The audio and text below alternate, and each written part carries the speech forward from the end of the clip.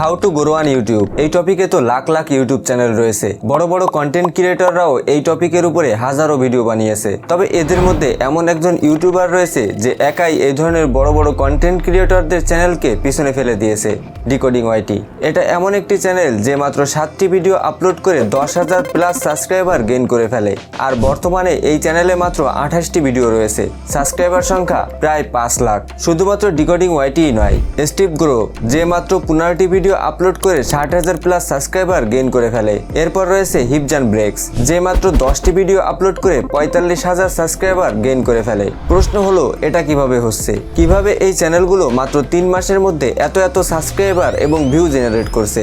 এটা কি তাদের ভাগ্য?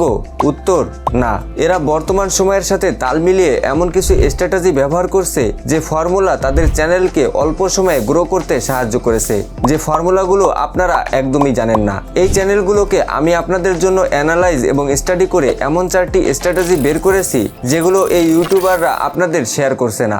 এই 4টি স্ট্র্যাটেজি ফলো করার জন্যই এদের চ্যানেল এত দ্রুত গ্রো হয়েছে, যার মধ্যে 3 এবং 4 নাম্বার এত ইম্পর্টেন্ট যে এই দুইটি পয়েন্ট এরা মিস করলে এদের চ্যানেল এত দ্রুত গ্রো হতো না। Number 1 topic. ইউটিউবে অন্য কোনো ভিডিও চলুক বা না চলুক, how to grow on YouTube এই টপিকের ভিডিও তো চলবেই চলবে।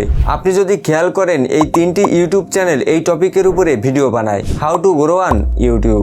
অন্যদিকে এটা ইউটিউবে সবচেয়ে বেশি সার্চ করা কিওয়ার্ড। এ সকল ইউটিউবাররা যদি এই টপিক বাদ দিয়ে অন্য কোনো টপিকে ভিডিও বানাতো তাহলে হয়তো এত দ্রুত গ্রো হতে পারতো না। এরা এই টপিকে ভিডিও তৈরি করেছে কারণ এটা ইউটিউবে সবচেয়ে বেশি সার্চ এবং হাই ডিমান্ডেবল টপিক, যার ফলে চ্যানেল শুরু করা এবং ভিডিও আপলোড করার সাথে সাথে ইউটিউবের বড় একটি কমিউনিটি এই চ্যানেলের দিকে ঝুঁকে পড়ে। এই চ্যানেলগুলোর উদ্দেশ্যই ছিল এমন যেন তারা অল্প সময়ে ইউটিউবের বড় একটি কমিউনিটিকে তাদের ভিডিওগুলো দেখাতে পারে। এখন আপনি যদি চিন্তা করেন আমার চ্যানেল তো এই টপিকের উপরে, তাহলে আমি কেন এত দ্রুত গ্রো হতে পারলাম না? এর সব থেকে বড় কারণ হচ্ছে দ্য ফার্স্ট ভিডিও।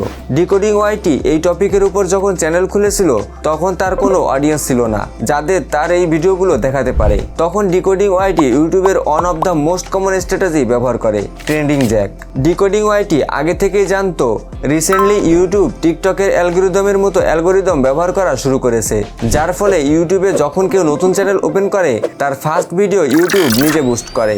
ডিকোডিং ওয়াইটি এই সুযোগে সবচেয়ে ভালো সদ্ব্যবহার করে। ডিকোডিং ওয়াইটি তার চ্যানেলের প্রথম ভিডিও অ্যালগ্রো চ্যানেলকে নিয়ে তৈরি করে। এই সময়ে এই টপিকে সবচেয়ে ভাইরাল চ্যানেল হচ্ছে অ্যালগ্রো। এতে সবচেয়ে বেশি ফায়দা যেটা হয়েছে, ডিকোডিং ওয়াইটি তার ভিডিওর মাধ্যমে অ্যালগ্রো ইউটিউব চ্যানেলের অডিয়েন্সদের নিজের চ্যানেলের দিকে অ্যাট্রাক্ট করে ফেলে। অন্যদিকে যেহেতু এটা তার ফার্স্ট ভিডিও তাই এটা ইউটিউবের তরফ থেকে বুস্ট পায়, যার ফলে ডিকোডিং ওয়াইটির প্রথম ভিডিওটাই 1 লাখের বেশি ভিউ জেনারেট করে ফেলে। এখন আপনি যদি চিন্তা করেন একজন ফেমাস ইউটিউবারের উপরে ভিডিও তৈরি করে আপনিও ভাইরাল হয়ে যাবেন, তবে এটা কখনোই হবেন না, কারণ আপনার চ্যানেলে হয়তো পূর্বে থেকেই কিছু ভিডিও আপলোড রয়েছে।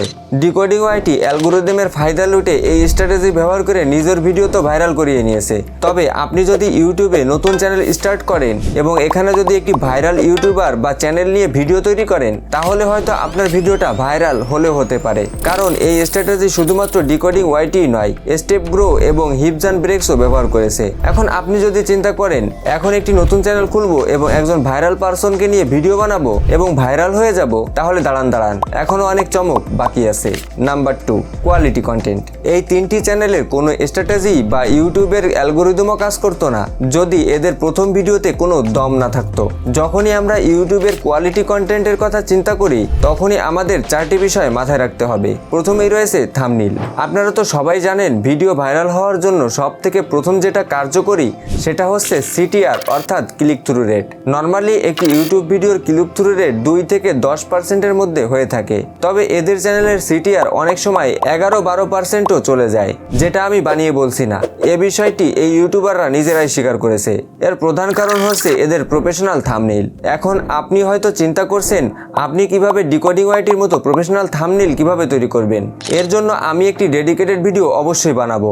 এখনকার মতো আমি আপনাদের জন্য থাম্বনেইল তৈরি করার 3টি টিপস শেয়ার করছি যা ডিকোডিং ওয়াইটি তার প্রত্যেকটা ভিডিওতে ব্যবহার করে। Number 1 less element. আমরা যখনই থাম্বনেল তৈরি করতে বসি তখনই আমরা চিন্তা করি ওই থাম্বনেলের ভেতরে যেন আমরা অনেক ইনফরমেশন যেন দিতে পারি, তবে জেনারেলি এমন করা যাবে না। থাম্বনেল তৈরির ক্ষেত্রে যত সম্ভব কম এলিমেন্ট ব্যবহার করতে হবে। আপনি যদি এদের থাম্বনেলগুলো ফলো করেন তাহলে আপনি দেখতে পাবেন এরা তাদের থাম্বনেলে 4 থেকে 5টি এলিমেন্টের বেশি ব্যবহার করেনি। Number 2, colour combination and font. আপনি যদি একটি ভালো থাম্বনেল তৈরি করতে চান তাহলে আপনাকে কালার কম্বিনেশন এবং ফন্টের উপর নলেজ থাকতে হবে। আপনার যদি কালার কম্বিনেশনের উপরে নলেজ না থাকে তাহলে আপনি আবাজাবা যা খুশি তৈরি করে ফেলবেন, যা দেখতে অনেক বাজে দেখাবে। আপনাকে এমন কালার ব্যবহার করতে হবে যা দূর থেকেই আইকেসি হয়, যেমন রেড, গ্রিন এবং ইয়েলো। আপনি যদি খেয়াল করেন তাহলে দেখতে পাবেন এসব চ্যানেলের প্রত্যেকটা থাম্বনেইলে এই ধরনের কালারই ব্যবহার করা হয়েছে। আর ফন্টের বিষয়টি হচ্ছে আপনি যে কোনো ফন্ট ব্যবহার করতে পারেন, তবে প্রত্যেকটা থাম্বনেইলে একই ফন্ট ব্যবহার করার চেষ্টা করবেন, তবে এই ধরনের ফন্ট আবার ব্যবহার করেন না।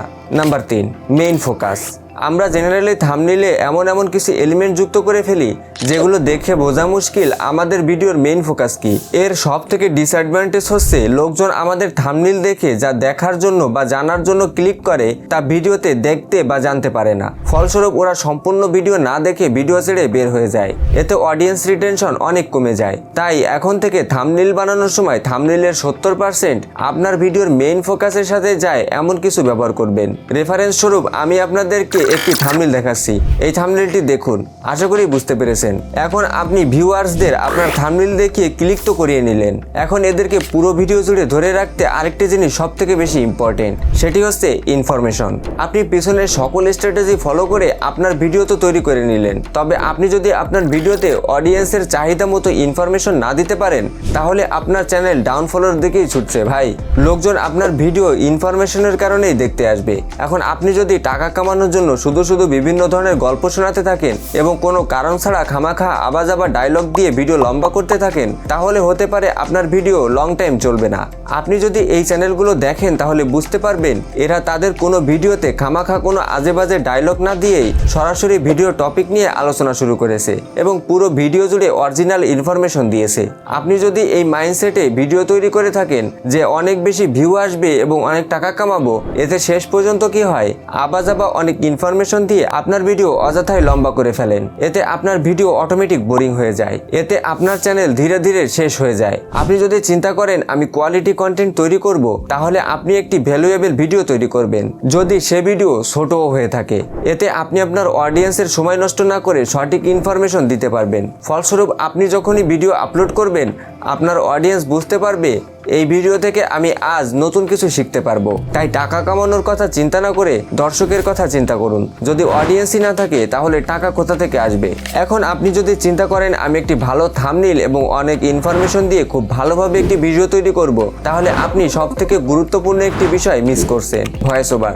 আপনি যদি আপনার ভিডিওতে ক্লিয়ার এবং স্পষ্ট ভয়েস ওভার না দিতে পারেন তাহলে আপনার অডিয়েন্স রিটেনশন অনেক কমে যাবে। আমরা যদি ডিকোডিং ওয়াইটির ভিডিওগুলো দেখি তাহলে আপনি দেখতে পারবেন তার ভয়েস অনেক স্পষ্ট এবং ক্লিয়ার। তার ভয়েসের মধ্যে সিচুয়েশন অনুযায়ী ইমোশন যুক্ত থাকে। যদি সে কোনো কিছু ভুল বোঝাতে চায় তাহলে তার ভয়েসের মাধ্যমে স্পষ্ট বোঝা যায়। আপনি যদি এই বিষয়টি শিখে নিতে পারেন তাহলে আপনার ভিডিও অনেক এঙ্গেজিং হবে। কোয়ালিটি কন্টেন্টের সব থেকে শেষ পার্ট হচ্ছে ভিডিও এডিটিং। আপনি যদি ডিকোডিং ওয়াইটির ভিডিওগুলোর কমেন্ট বক্স চেক করেন তাহলে আপনি সবচেয়ে বেশি যে কমেন্টগুলো দেখতে পাবেন, ভাই আপনি ভিডিও এডিট কিভাবে করেন, কোন সফটওয়্যার ব্যবহার করেন, ভিডিও এডিটিং এর রিসোর্স কোথা থেকে পান ইত্যাদি। সত্যি কথা বলতে তার চ্যানেলে সব থেকে বেশি সাবস্ক্রাইবার এসেছে শুধুমাত্র তার ভিডিও এডিটিং স্কিলের জন্য। এখন আপনি বলতে পারেন তার এডিটিং এর মধ্যে এমন কি স্পেশাল আছে? মূলত সে তার চ্যানেলে ফেসলেস ভিডিও বানায়, যার জন্য তাকে অনেক বেশি স্টক ফুটেজ এবং ইমোজি ব্যবহার করতে হয়। পাশাপাশি সে তার ভিডিওতে অনেক বেশি টেক্সটেরও ব্যবহার করে থাকে। ফলস্বরূপ তার ভিডিও দেখার সময় অডিয়েন্সের ধ্যান 1 সেকেন্ডের জন্য এদিক ওদিক হয় না। এছাড়া ফেসলেস ভিডিও তৈরি করা এই 3টি চ্যানেল তাদের ভিডিওতে মোশন গ্রাফিক্স এত বেশি ব্যবহার করে যে আপনি যদি একবার এদের ভিডিওতে ক্লিক করেন তাহলে সম্পূর্ণ ভিডিও না দেখে যাবেন না, যার ফলে এদের ভিডিওর অডিয়েন্স রিটেনশন অনেক হাই হয়ে থাকে এবং অডিয়েন্সরাও তাদের ভিডিওগুলো অনেক এনজয় করে। এ সকল কারণেই এদের ভিউ টু সাব রেশিও অনেক বেশি হয়ে থাকে। যারা জানেন না ভিউ টু সাব রেশিও কি তাদের বলি, ভিউ টু সাব রেশিও হচ্ছে 100 ভিউয়ের মধ্যে কতজন ভিডিওটি দেখে চ্যানেলটিকে সাবস্ক্রাইব করেছে। এটা বেশিরভাগ চ্যানেলের ক্ষেত্রে 1 থেকে 2% হলেও এদের চ্যানেলের কিছু ভিডিওর ক্ষেত্রে 30 থেকে 33%ও হয়ে থাকে। এই ভিডিওতে 4টি স্ট্র্যাটেজি স্ট্র্যাটেজির মাত্র 2টি শেয়ার করা হয়েছে। বাকি সেই ইম্পর্টেন্ট 3 এবং 4 নাম্বার স্ট্র্যাটেজি না জানলে আপনার এই কোনো স্ট্র্যাটেজি কাজে আসবে না। তাই 3 ও 4 নাম্বার স্ট্র্যাটেজি সম্পর্কে জানতে ডান সাইডের ভিডিওটি দেখুন। আর যদি ডান সাইডে কোনো ভিডিও দেখতে না পান তাহলে চ্যানেলটিকে সাবস্ক্রাইব করে রাখুন। খুব শীঘ্রই আপনাদের সাথে ওই ভিডিওতে সাক্ষাৎ হবে ইনশাআল্লাহ। ততক্ষণের জন্য ভালো থাকেন, সুস্থ থাকেন, আল্লাহ হাফেজ।